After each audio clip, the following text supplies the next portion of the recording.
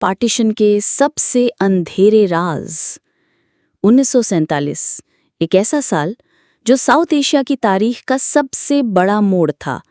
ये सिर्फ एक नया मुल्क बनने की कहानी नहीं थी, बल्कि इंसानियत की सबसे बड़ी माइग्रेशन, सबसे बड़ी ट्रेजेडी और सबसे गहरी दर्दनाक यादें भी इसके साथ जुड़ी हुई हैं। पार्टीशन, जिसे हम आज़ादी के नाम से याद करते हैं, असल में हज़ारों कहानियों का मजमुआ है, जिनमें से बहुत सी कहानियाँ इतनी अंधेरी, इतनी खौफनाक और इतनी दर्दनाक हैं कि उनका जिक्र भी इंसान के रोंगटे खड़े कर देता है।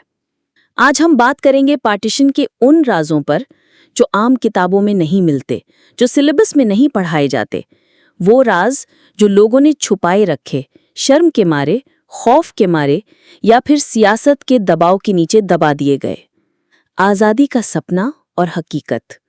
जब ब्रिटिश ने डिसाइड किया कि वो हिंदुस्तान को छोड़ेंगे, तो उन्होंने 200 साल की गुलामी के बाद आज़ादी का वादा किया। लेकिन इस आज़ादी के साथ आई तकसीम, एक लाल लकीर जो नक्शे पर खींच दी गई और जिसने लाखों लोगों की जिंदगी पल भर में उलट दी। पंजाब और बंगाल के 2 टुकड़े कर दिए गए और फिर शुरू हुई वो खूनी सफर जो दुनिया की तारीख में पहले कभी नहीं हुआ था।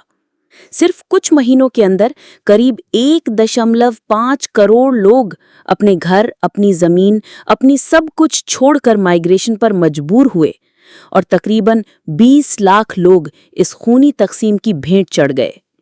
खून से भरी हुई रेलगाड़ियां।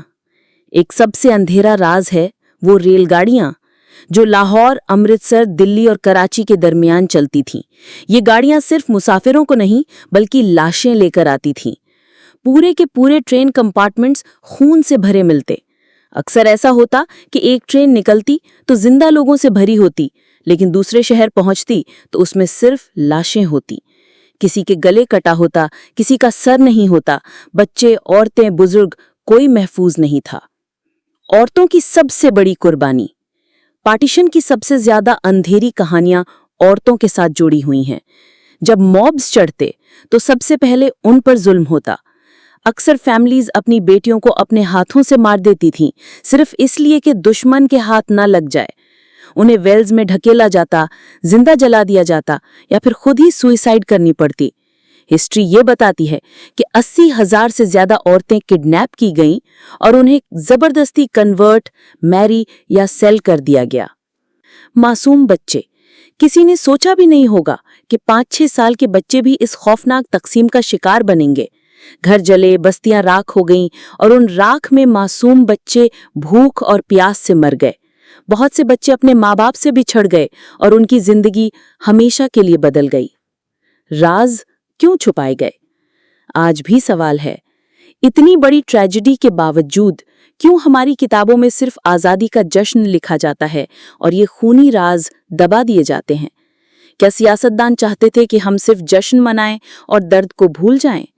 या फिर ये यादें इतनी शर्मनाक थीं कि उन्हें एडमिट करना मुश्किल था? आखिरी सोच। पार्टीशन ने हमें आज़ादी दी, लेकिन इस आज़ादी की कीमत खून और आंसुओं में चुकाई गई। ये वो कहानी है जो हमेशा हमेशा के लिए साउथ एशिया के दिल पर जख्म की तरह रहेगी। और शायद हमारी जिम्मेदारी है कि हम उन राजों को सामने लाएं, ताकि अगली नस्ल को सिर्फ एक तरफ का सच ना मिले, बल्कि असल हकीकत समझ आए।